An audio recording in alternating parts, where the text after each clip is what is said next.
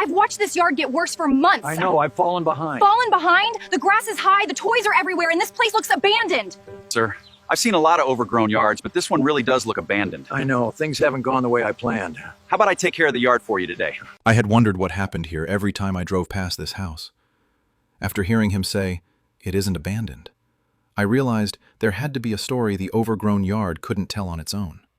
I walked over, introduced myself, and asked if he felt comfortable sharing what had happened. Before I tell you the rest of this story, comment which U.S. state you're watching from, and let's see if we can get all 50 states in the comments. I'd love to know where everyone is watching from. He looked back toward the front door and quietly said, "My wife has Alzheimer's.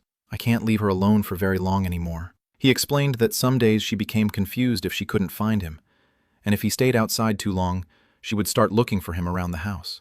That's why even simple jobs, like mowing the lawn, had become almost impossible. As we talked, I noticed the small toys scattered across the porch and backyard. He smiled for the first time and said, "Those belong to my grandkids. They come over whenever they can. We leave the toys out because seeing them makes my wife smile, even on the days she doesn't remember our names." Hearing that completely changed the way I saw the yard. It wasn't a sign that nobody cared.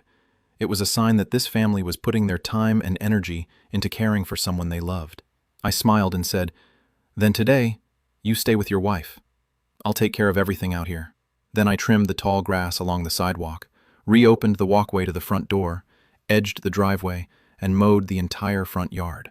After that, I cleared the overgrown grass around the backyard, carefully working around the children's play area before trimming every edge and corner the mower couldn't reach.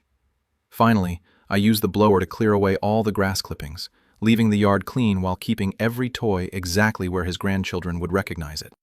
When I finished, the elderly man stepped onto the porch, looked across the yard, and smiled. "My wife may not remember what the yard looked like yesterday," he said softly, "but I know she'll smile when she looks out the window this afternoon." He thanked me, and before I left, he quietly added, "You didn't just help with the grass today. You gave me more time with her."